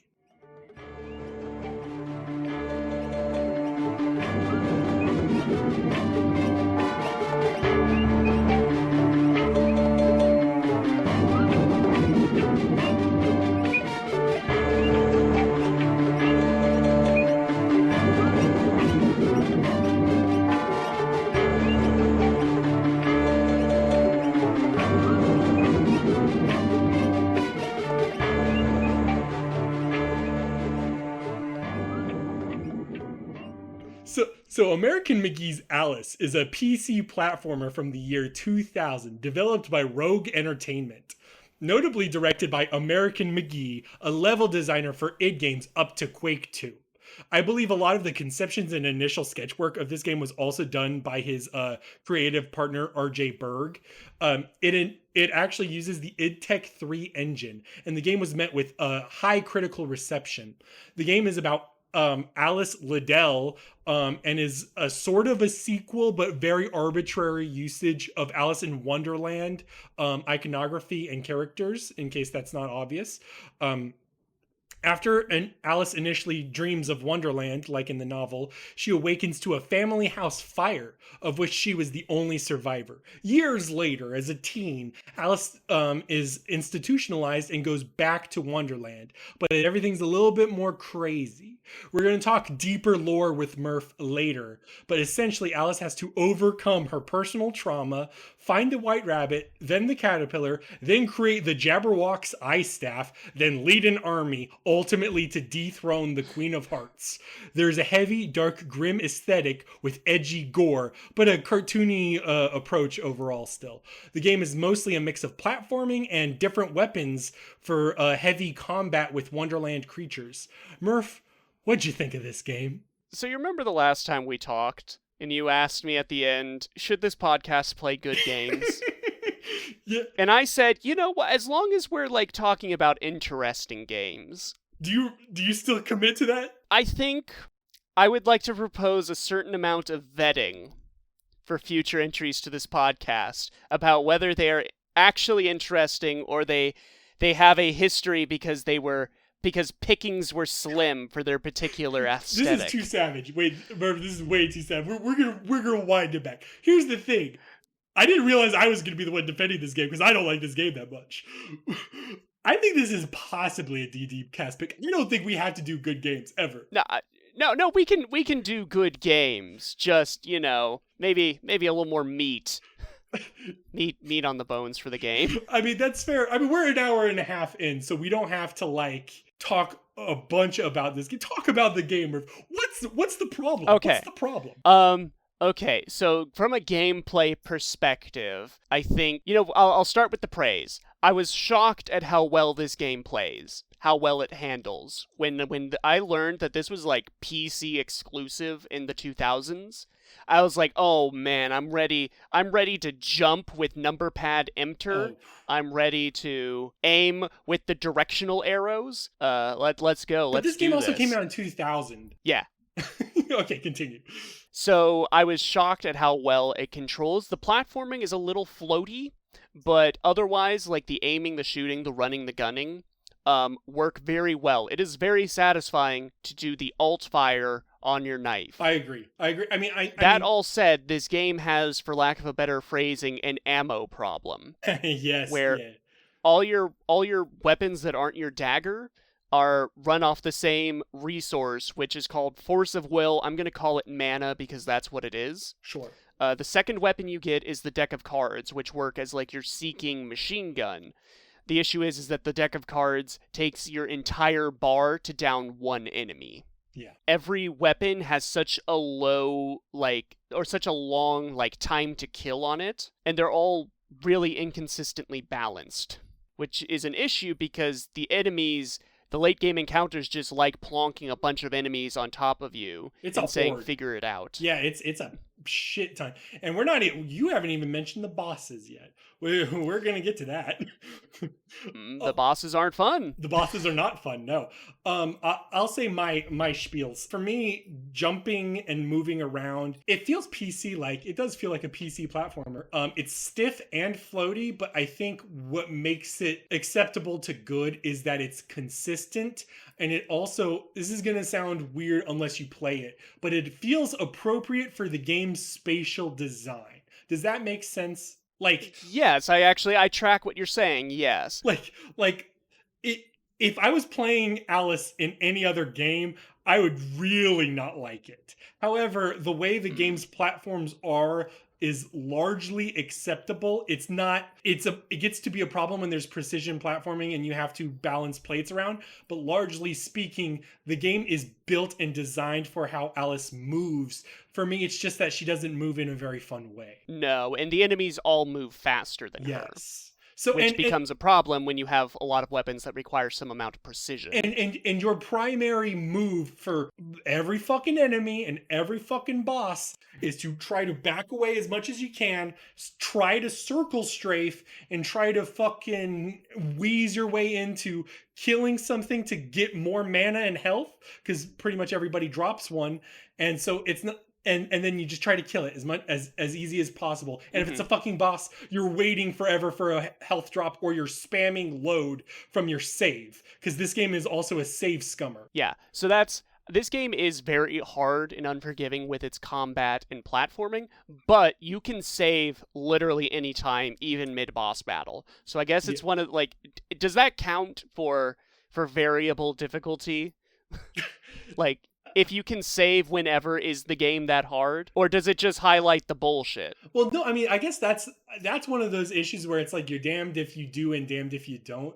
Because it's I would not want it removed, because the game would be 10 times more frustrating. But also, yes, it makes it very obvious as to the problems. Yeah. When I'm saving after doing one thing, because I don't know if I can do that one thing again consistently with the health that I did it with, then I think that gets into a problem. I agree. Yep. But let's talk about I'll say something I like about the game. For the most part, the look. I do. I don't It love has a it. good visual aesthetic. It has a very strong visual aesthetic. I think it is important for this game to do that, and I am sure for most people that love this game and for like the cult aspect of it, I am sure that the character design and aesthetic is the actual primary purpose to like the game. Does that make sense? Yes, I was actually looking up because I wanted a statistic on this. This game launched, and damn it, I navigated from the page. You're fucking it up, Murph. This game launched December 6th, 2000. Hot Topic started pivoting to goth clothing in November 2000. Oh, so they They were on top of it. yeah, They were they Hot were Topic on top of it. I'm impressed. I guess it's hard for me to conceive because I guess I'm recognizing that I exist in a world that this game more or less helped make. Yes. The notion of childhood characters but disturbing Yes. Oh, is yeah. something I have seen done a ton of times, especially recently on the internet. You know, with like the Eldritch Garfields and whatnot, Yeah. and the the Rugrats are actually all dead. Oh, And that sort of stuff. So I guess it just it doesn't shock me in the way that it probably shocked at the time. yep. That makes, now that you say that, that makes complete sense to where it's like that subversion, where it's like that edgy childhood thing. That's part and parcel now. Like the best you could hope for is creepypasta. And this game is not Mhm. actually that scary. This game is actually pretty cartoony. The closest this game reminded me to of it, this is gonna sound so silly, is Conker's Bad Fur Day. Yeah, no, I can see that, particularly the music in some The places. music and the gore and the fact that it was still very cartoony and didn't necessarily indulge in violence or horror in like a dark way made me think of Conker's Bad Fur Day. Yeah, it's just kind of like a character will die, but they'll explode into bloody chunks. Yes. It definitely feels like 100% like someone that worked on those old id games trying to tell a serious story. And the tonal whiplash doesn't really work. We're gonna talk about the story in a second. let's wait for the story in another moment here. What was like your favorite design? Because like I want to be positive in some ways, so I want to hear favorites. For me, I think my favorite design was the Jabberwock, and I think Yeah. I think my favorite level was the chess segment. The chess segment, yeah, it's so distinct. And I love the Jabberwock with like this steampunk aesthetic. And you know what? I'll give shout out the voice actors for the Cheshire Cat and Alice do a very good job, particularly that Cheshire Cat voice actor. Yes. I like my favorite level. Uh-oh. We're running dry. You know what? I'll say you already said the chess level, and I'm trying to think. Oh, I also liked that one after it, but I can't think of what that was. I mean, technically it goes extended. I'll tell you what level I didn't like was the number one. I don't like it when we went into the sewers to go to the queen. Dude, swimming sucks. Point of order. Yeah. Swimming sucks, but I also was gonna say I actively had, and I never had this during a game, I had a migraine during the Mad Hatter mirror stuff.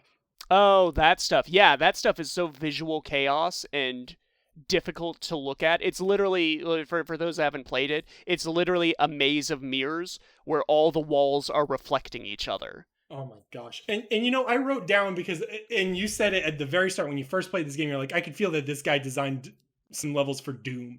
Is like a lot of the game will resort to labyrinths and small tunnels, which isn't good for that running thing you talked about, how you run slower. So it becomes a very weird process, and it feels like the game needs to be more vertical, but also whenever it's vertical, I don't like the game very much. I shouted when it said like, "Oh, to reach the castle, you have to go through the Queen's maze." Remember when I said that mazes are a crutch? Yes. For game designers? So this game has 3 mazes in rapid succession, all of which are choked with enemies. These annoying-ass card soldiers that shoot missiles. That's their primary attack. So you'll have 5 dudes shooting exploding missiles at you. It's visual chaos. Oh my gosh. Huh.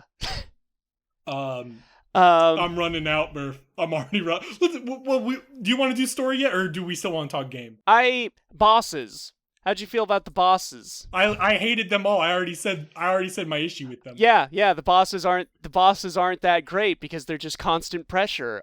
There's no real, only the centipede has like a gimmick. I liked the centipede in all forms. Yes, I liked the centipede's look. He was also annoying still, but like the fact that the tummy thing was there, I liked him. And then you get the final boss, which I guess is all right. It's visually interesting. It's a little bit easy. Real story, true story. This is what happened. I did the final blow on the boss, and it exploded, and then I got a hard cut to credits. So you didn't see the actual ending. I didn't see the ending. It didn't load for whatever reason. So I was like, wow.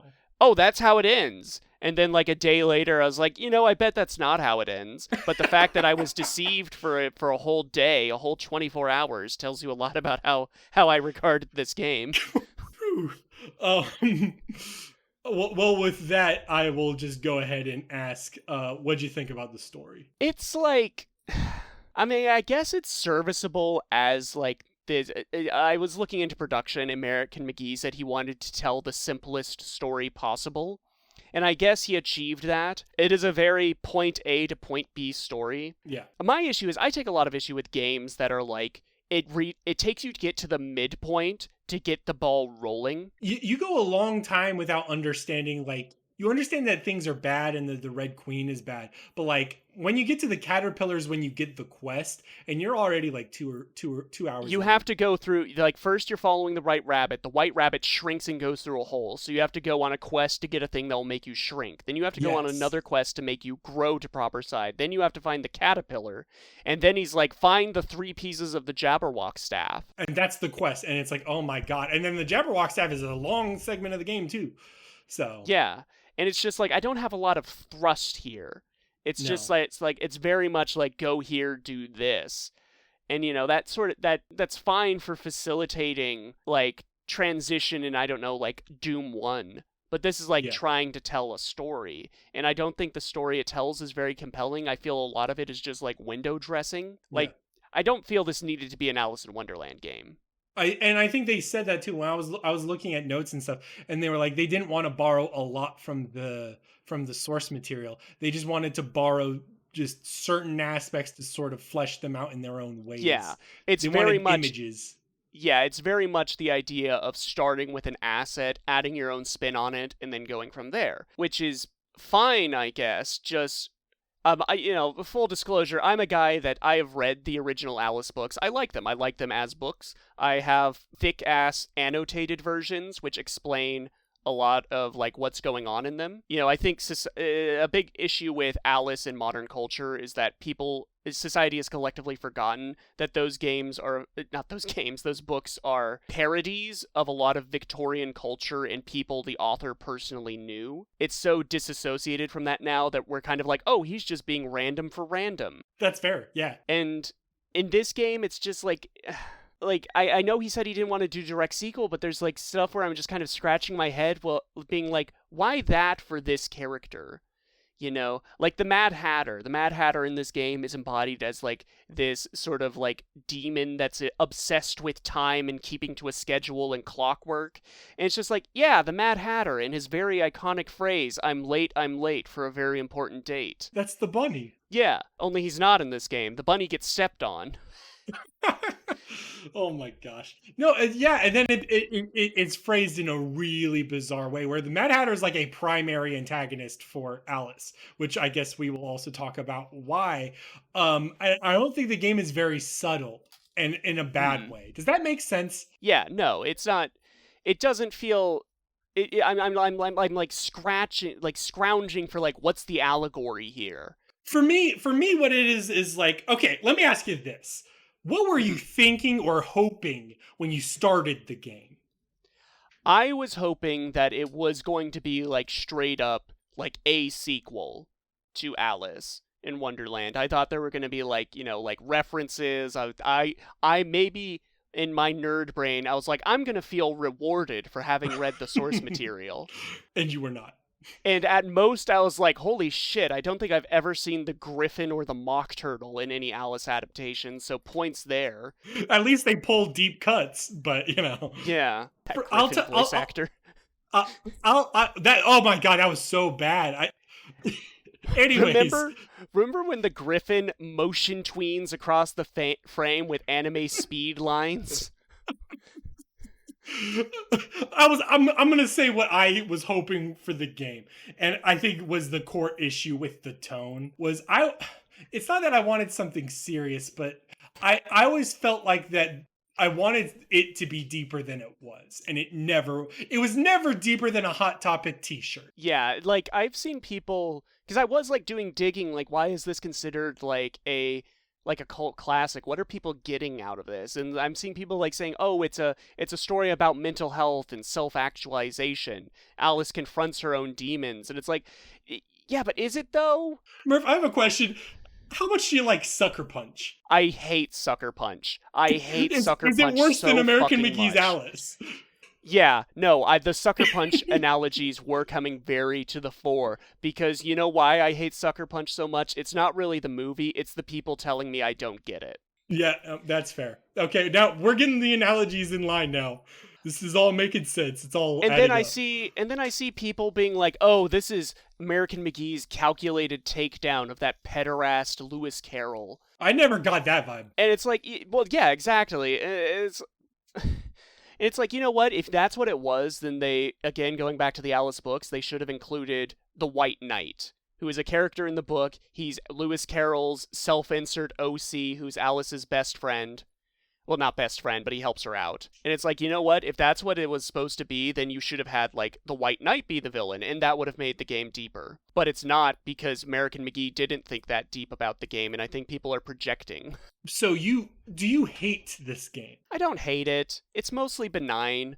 I just kind of wonder, like, what was it that drew people to it, you know? I'm sure time was like the thing, like the context for where it was like a really big deal, because it's, as you said, where it's like the subversive elements of like a very common thing that was it's not pre-internet, but like it was pre a lot of what was like, oh, isn't it interesting or isn't it cool? So like this was very novel at the time. And I think this game is prominent in my mind because I had just entered high school when the sequel came out, and the sequel was huge. You know, I was watching like video reviews for like the franchise as a whole, and the comments were filled with people like, "Oh man, I remember playing Madness Returns in my sophomore year," and like all the comments were about Madness Returns. So maybe that's the good one. Maybe Madness Returns slaps.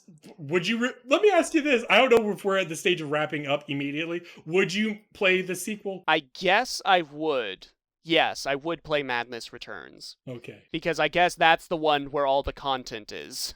Apparently, they added a bunch of things. Like they added a better jump to Alice, and they added better weapons. Going back to like what I remember from like Let's Plays of it, which I didn't really watch in their entirety, it seemed like they were going more for like a Devil May Cry. That's okay. Now, to be fair, like yes, I think the issue is this game needed to be better in one arena, and it was definitely not going to be platforming for the way it was. It's not. That's not there. So it's like clearly combat is a primary focus, and then the combat is not much to brag about. So like if they added things to make it more streamlined into a Devil May Cry experience or whatever, I would be about it. I would definitely play that. I mean, going back to like the discovery I made, like with the story, the game manual has the entire like explanation within it. Do you want to explain it? So it's like, evidently the game shipped with this thick, like, short story, like, in addition to the manual. It was its own separate thing. That's, like, Alice's doctor in the real world studying her. And the impression you get in the game is that this is all in Alice's head, like, happening in, like, one coma, right? Yes. When you read that story, he's like, oh, we gave Alice her rabbit toy, which is the start of the game. That's the opening cutscene. And then the next day she woke up and told me about Wonderland. And then it's like covering his observations over the course of a year, during which Alice like gets up and walks around and says really random things like, you gotta use the exploding jack-in-the-box on the voracious centipede, and things like that. And it just completely... I mean, it's just instruction manual shit. Like, that sounds like instruction manual garbage. Yeah, it just completely explains and is like, oh, she really doesn't like these two orderlies, one's tall and one's fat. And then it's like, oh, the the owner of the asylum came today, and he really keeps to a schedule and is proud of his top hat. And it's like, oh, okay, I see. Very subtle. Alice stabbed a cook that was a nurse that was trying to bathe her and said, "You won't eat me today, Duchess." Do you know the Super Mario Brothers instruction book? The one that says all the blocks are people? Yes, that lore. Is it as lore ruining as that? Yes, but in a different way, because it's like, when you play the game itself, the allegory is thin, but it's there, and this just kind of tears that away and makes the subtext text. Yes, I agree. Whereas like I like that was the biggest amount of depth you could have for the game's story was her own personal development and her journey through trauma or whatever. So when you make it very literal, it's a problem. Yeah, and I just don't see. I mean, I don't really struggle with mental health, but I know a ton of people in my life that do, and I just don't see this being a catharsis for them. They've never expressed any enjoyment for things where mental health is a demon that you have to slay, and I've never seen that done well, save for Hellblade: Senua's Sacrifice, because that game actually was written by people that struggle with that, and they put depth to the narrative. Like, the game is all style, no substance, and I think that's the best way to sell it. I would agree with that. I think I think it is a shame that we had to jump through a ton of gray market hoops to play it, because it's not available anywhere. They should put it on Steam, and I would buy this game for like $6 on sale at Good Old Games, or $3 or something. That's like the range. I think that's acceptable. Yeah, absolutely. I think there's really no. I don't understand why it's not available anywhere, because it runs fine. I got it to run just fine. I didn't even have to run like an emulator or a compatibility mode. Yeah, which is amazing for a game this old. Yes, exactly, and that's part of like my surprise in how well it ran and played. Do we have any other thoughts on this game? The voracious centipede isn't a character in the books. I don't know why he's there. All right, okay, Murph. I think this podcast is. I have a brilliant idea. I have a really, really good idea. Yeah. We were real down in the dumps. We were a couple of negative Nancys. We were negative Nancys. You know what it is? I think it's not you, it's me. I think we need guests. And I know what you're gonna say, but Brogan, I kept telling you we don't want guests. Well, it's my choice. Yeah. I think I want guests. Okay, yeah. No, I totally follow your reasoning there. Okay, good. I'm glad we're on the same page. So the next episode, dear viewer, is going to be Skull Monkeys with Mac. And I wrote down in my notes that... critically optimistic. Oh, yes, of course. Oh, we're going to do plugs as well later, but I was going to say I need him on once, so that way when I bring him on the second time, I get to play the Return of the Mac song. So we need to speed this up along, you know what I mean? There's no introduction of the Mac song? I don't believe so, no. I'd have to look that up. Well, all right. Okay, let's plug. Go ahead and plug the rest of the podcasts and shit. Okay, so on the Twin Geeks Network, we have 808 and Prod Breaks with Calvin and Kevin. What? Okay, all right, good burp. Continue. With Calvin and Kevin, and a rotating crew of panelists. They talk about their favorite hip-hop and rap artists, really breaking down distinct, like, niche genres and influences and going album by album. Then Calvin, there's also the Fright Files, which he just started with Ben, where they look at kind of the scope of different horror franchises, like staking a franchise like The Ring and going into different adaptations of that original movie and sequels. Yep. We've also got the Stacks, which Steven has told me in the future, just do it under a single umbrella. I don't need to break down each individual show they do. So, he gave you that note. That's very nice of him, by the way. That is very nice of him. So the Stacks have sort of a rotating bit of shows. They have like Stacks Office Hours, where it's Steven and Jack just kind of shooting the shit about different media they've consumed in their week. It's a very casual water cooler style podcast. They also have Note from the Author, where Steven interviews his favorite Letterboxd reviewers and sort of their process when it comes to like reviewing a film. Steven's also on Spoiling Things. I'm thinking of Spoiling Things, yes. I'm thinking of Spoiling Things, which he co-hosts with Vaughn, where they talk about very contemporary, just-released films. I'm actually on the most recent episode, the Grab Bag Special, where I'm talking about Prey, since I am a Predator fan.